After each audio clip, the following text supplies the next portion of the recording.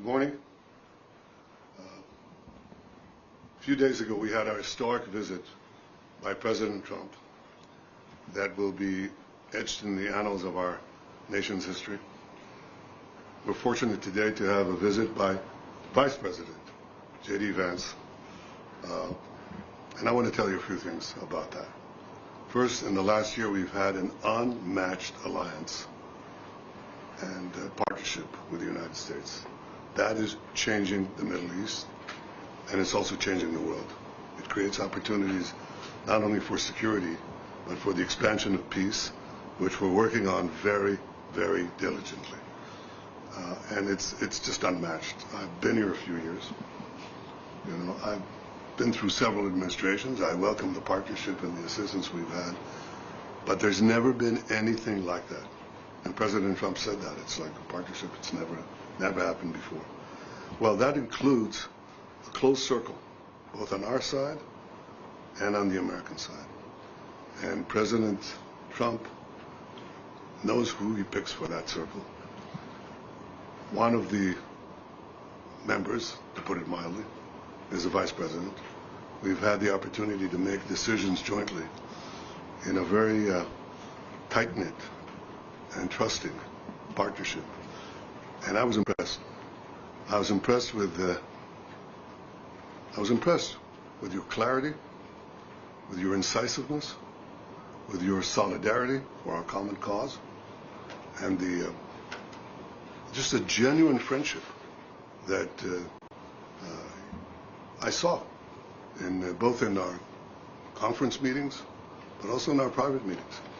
And it's in that spirit that I very much welcome you to Jerusalem in these days of destiny. We're changing the face of the Middle East.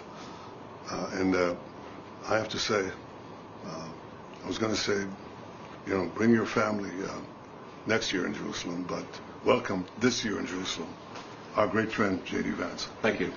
Thank you, Mr. Prime Minister, and thanks to your entire team for your hospitality and for having us. As the Prime Minister said, these are days of destiny, and we're very excited to sit down and work together on the Gaza peace plan. We have a very, very tough task ahead of us, which is to disarm Hamas, but rebuild Gaza to make life better for the people in Gaza, but also to ensure that Hamas is no longer a threat to our friends in Israel. That's not easy. I think the Prime Minister knows that as well as anybody, but it's something that we're committed to in the Trump administration. And I think that we've, even in the past 24 hours, had a lot of good conversations with our friends in the Israeli government, but also, frankly, with our friends in the Arab world who are stepping up and volunteering to play a very positive role in this. So we're going to keep working at it. I didn't know what to expect, honestly. I know the President was here a week ago to welcome the hostages home and actually sign the deal.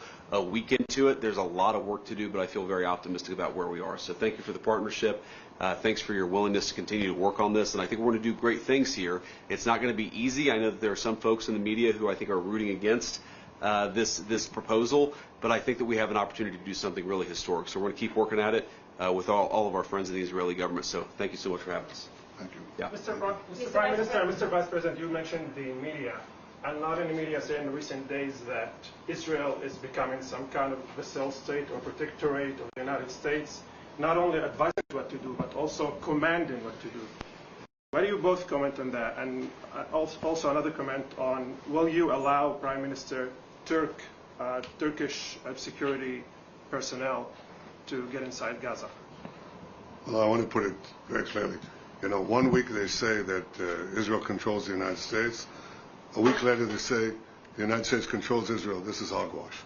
We have a partnership, an alliance of partners who share common values and common goals.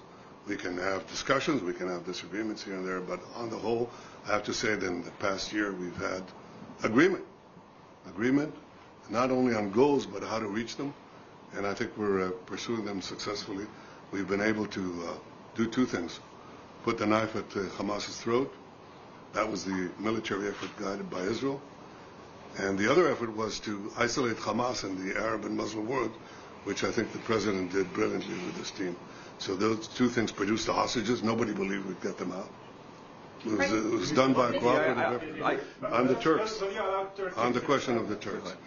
I think, let me quote the vice president from yesterday, he said that I have very strong opinions on that.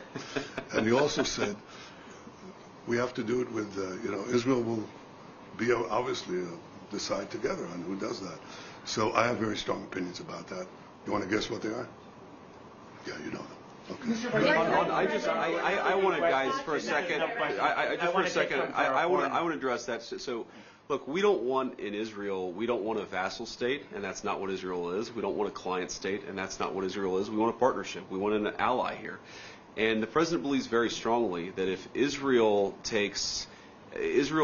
honestly, with our Gulf Arab allies, can play a very positive leadership role in this region, to where, frankly, the United States can care less about the Middle East because our allies in the region are stepping up and taking control and taking ownership of their area of the world. Now, that doesn't mean we don't have interests here. That doesn't mean we don't care about what happens here. But we actually see this as an opportunity to build on the Abraham Accords. I think this Gaza deal is a critical piece of unlocking the Abraham Accords. But what it could allow is an alliance structure in the Middle East that perseveres, that endures, and that allows the good people in this region of the world to step up and take ownership of their own backyard. That's in the United States' best interest. I happen to think that it's in Israel's best interest too. Excuse me, we're not taking any more questions from the foreign press. One more and that's it, just to be fresh. Please. President Vance, you say that the ceasefire isn't on the verge of collapse, but why is it that the president said Jared Kushner, Steve Witkoff, now yourself, and then Secretary of State Marco Rubio to Israel this week, if that's not the case? And if I could, you said that there were joint agreements between the two of you today. Could you please explain what those were? Well, to answer your question, look, this thing takes monitoring and it's going to take a lot of work. I was in the CMCC, which we opened up yesterday. A lot of our Israeli friends working together with a lot of Americans to actually mediate this entire ceasefire process, to get some of the critical infrastructure off the ground, from the International Security Force to some of the reconstruction in Gaza. It's not easy. I never said it was easy, but what I am is optimistic that the ceasefire is going to hold and that we can actually build a better future in the entire Middle East. But that requires some work. So it's not about monitoring in the sense of, you monitor a toddler. It's about monitoring in the sense that there's a lot of work, a lot of good people who are doing that work, and it's important for the principals in the administration to keep on ensuring that our people are doing what we need them to do. Mr. Vice President, how do you No, we're not taking any more questions. Prime Minister, do you want to answer, please? Comment on the foreign countries not willing to send troops to Gaza, afraid of Hamas? Please let the Prime Minister answer the question. The first thing I'd say is, relative to the previous question, is that when it comes to Israel's security, we do what we have to do. That's always the case. That's not a question. But America has an interest in a strong Israel, as you just heard from the Vice President. And Israel has an interest in a strong America.